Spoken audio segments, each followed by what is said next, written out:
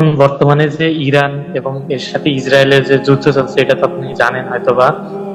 তো হুম ইরানের আমরা জানি যে ইরানিরা আর কি শিয়া, তো তারা হচ্ছে কাফির। তো হুম এখন আমরা এই ধরেন আবেগী বাঙালি আছে, তো আমরা সবাই গণহারে আর কি ইরানকে সাপোর্ট করতেছি এই যুদ্ধের জন্য, ঠিক আছে। আবার ধরেন আমরা যারা সই আকিদের আছি, তো ধরেন আলেম যারা আছে, তো তাদেরকে আবার অনেকেই ট্যাগ দিচ্ছে আর কি, যে আমরা যেন ইসরায়েলের দালাল, এরকম ইহুদিদের দালাল এরকম বলে ট্যাগ দেয় আর কি। তো জি। এখন প্রশ্ন আমাদের এবং করণীয় কি বলবেন? জি, তো এখন আমাদের মানে করণীয় কি, বা আমাদের কি করতে হবে? আপনাদের কাছে যদি দুটো পায়খানা থাকে, কথা বোঝা গেছে? আমাদের সালাফি ওলামারা তো বলেননি যে আমরা ইহুদিদের পক্ষ নিচ্ছি অথবা ইহুদিদের পক্ষ নাও, তাহলে কি করে দালাল হইলো? তারা বলছে এটাও পায়খানা ওটাও পায়খানা, হ্যাঁ, এটাও বাতিল ওটাও বাতিল, এটাও শয়তান ওটাও শয়তান, হ্যাঁ, এটা ঘরের দুশ্মন, হ্যাঁ, বাহ্যিক মনে হচ্ছে মুসলিম কিন্তু আসলে মুসলিম না, সবচেয়ে বেশি এরাই ক্ষতি করেছে 1400 বছর ইতিহাসে ইসলাম মুসলিমের, আর ওরাও ক্ষতি দুশ্মন। তাহলে সতর্ক দুশ্মন থেকে করতে হবে না? অবশ্যই করতে হবে। সুতরাং ওলামায়ে কেরামদের অনুসরণ করুন, কোরআন সুন্নাহ আলেমদের। জাহেল মূর্খ ফেসবুকের মাস্টারদের অনুসরণ করবেন না, এরা মূর্খ, আমাদের জাতির অধিকাংশই মূর্খ। আল্লাহ তাদের মূর্খতা দূর করুন। জি, বারাকাল্লাহ ফিক। বাধ্যগত ভাবে যদি কেউ জয় শ্রীরাম বলে দেয়, সে কি ইসলাম থেকে বাইরে চলে গেল না কেমন, কি এটা একটু বুঝিয়ে বলবেন? কোনো ক্ষতি হবে না। কেউ যদি নিরুপায় হয়ে না বললে তার জীবন নিয়ে টানাটানি, তার ধন সম্পদ লুটপাট হয়ে যাবে, তার পরিবারের উপর আক্রমণ হতে পারে, হ্যাঁ, শারীরিক মানসিক পারিবারিক কোনো ক্ষতি হতে পারে, সেই ক্ষতি অনিষ্ট থেকে আত্মরক্ষার জন্য কোনো কাফের কুফরি কথা বলে দেয়, তাতে কিছুই হবে না, কিছুই হবে না, বলে দেন। এবং ইল্লামান উকরিহা ওয়া কলবুহু মুতমাইন্নুন, সূরা নাহলে আল্লাহ বলেছেন কারো উপর যদি জোর জবরদস্তি করা হয় আর তার অন্তরে ঈমান যদি বদ্ধপরিকর থাকে, ঈমান অটল থাকতে হবে। কারণ অন্তরের পরিবর্তন আল্লাহ ছাড়া কেউ করতে পারে না, অন্তরের কাজকে কেউ কেড়ে নিতে পারে না। অন্তরের উপর হুকুমত একমাত্র অন্তরের মালিক, মালিকুল কলব আল্লাহ, তার চলে, কোন মানুষের চলে, কোন জালেমের চলে না, কোন পয়সা দিয়ে প্রলোভন দিয়েও অন্তর জয় করা যায় না যদি আল্লাহ না চান তাহলে। বোঝা গেছে?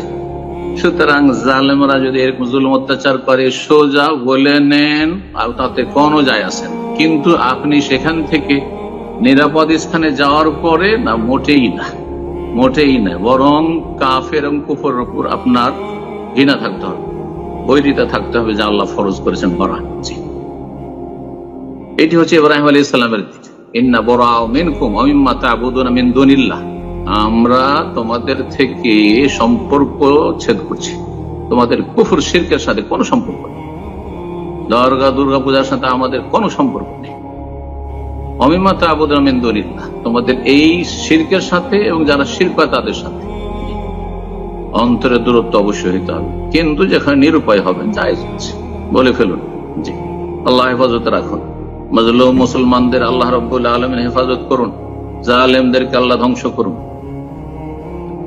আল্লাহু আলাইকুম, আল্লাহুম্মা শাত্তির শামলাহুম ওয়া ফাররিক জামআহুম ওয়া খাররিব বুনিয়ানাহুম ওয়া দাম্মির দিয়ারাহুম ওয়া আনজিল বিহিম বাসাকাল্লাযী লা তারুদ্দু আনিল কওমিল মুজরিমিন। আমিন। আল্লাহুম্মা আহসিহিম আদাদা ওয়াকতুলহুম বাদাদা ওয়া লা তুগাদির মিনহুম। নবী সাল্লাল্লাহু আলাইহি ওয়াসাল্লাম বলছেন 5 ওয়াক্ত নামাজ কিরকম, সহিহ বুখারী 528, সহিহ মুসলিমে 1556। আবু হুরায়রা রাদিয়াল্লাহু তাআলা বর্ণনা করেছেন যে রাসূলুল্লাহ সাল্লাল্লাহু আলাইহি ওয়াসাল্লাম থেকে শুনেছি, আরাআইতুম, আচ্ছা বলো তো, লাউ আন্না নাহারান বিবাবি আহাদিকুম, যদি কারো বাড়ির সামনে একটি নদী থাকে, বাংলাদেশে নদী আর নদী, সুতরাং অনেকের বাড়ির সামনে কিন্তু নদী আছে, আছে না নেই?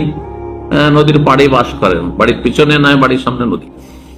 যদি বাড়ির সামনে নদী থাকে, ইয়াগতাসিলু ফিহি কুল্লা ইয়াউমিন খামসান, আর নদীর স্বচ্ছ পানি, কারণ নদীর পানি বদ্ধ পানি নয়, হ্যাঁ, পরিষ্কার পরিচ্ছন্ন চলমান পানি, তো এই নদীর পানিতে, ফ্রেশ পানিতে যদি 5 বার করে গোসল করে, হালিয়া কামিন দারানিহি শাইন, তাহলে ময়লা আবর্জনা থাকবে, শরীরে কোনো ময়লা থাকবে 5 বার গোসল করলে। আর দিনে 1 বার করে বাঙালি জাতি আমরা গোসল করি, তাতে মাশাআল্লাহ কোনো গন্ধ থাকে না। কিন্তু যেই জাতি সপ্তাহে একদিন জুমার দিন গোসল করে, অনেক জাতি আছে কিন্তু সপ্তাহে একদিন, ওদের সাথে লিফটে চড়াও মুশকিল, হ্যাঁ, ওদের পাশে বসাও মুশকিল, ওদের সাথে কথা বলাও মুশকিল, আল্লাহ হেফাজত করুন।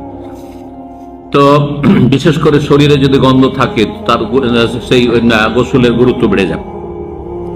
তো যদি 5 বার করে গোসল করে কোনো ময়লা আবর্জনা থাকবে, সাহাবীরা বললেন লা ইয়াবকা মিন দারানি শাই, 5 বার গোসল করলে আবার ময়লা আবর্জনা ধুলো বালি থাকে, মোটেই থাকবে না। তাহলে ফাযালিকা মাসালুস সালাওয়াত, এটি হচ্ছে 5 ওয়াক্ত নামাজের উদাহরণ। 5 ওয়াক্ত নামাজ পড়লে কোনো গুনাহ থাকবে? ইয়ামহুল্লাহু বিহিন্নাল খাতা, সমস্ত গুনাহ আল্লাহ মাফ করে দিবেন। ছোট গুনাহ মাফ, বড় গুনার জন্য নামাজ পড়ে তওবা করতে হবে, শর্ত। আল্লাহ আর করব না, চুরি করেছি আর করব না, বেঈমানি করেছি আর করব না, ঘুষ খেয়েছি আর খাবো না, হ্যাঁ রুজি হারাম খেয়েছি বা অন্যায় করেছি আর করব না। মানুষের হক আর চেনেন তাহলে ফিরিয়ে দিতে হবে।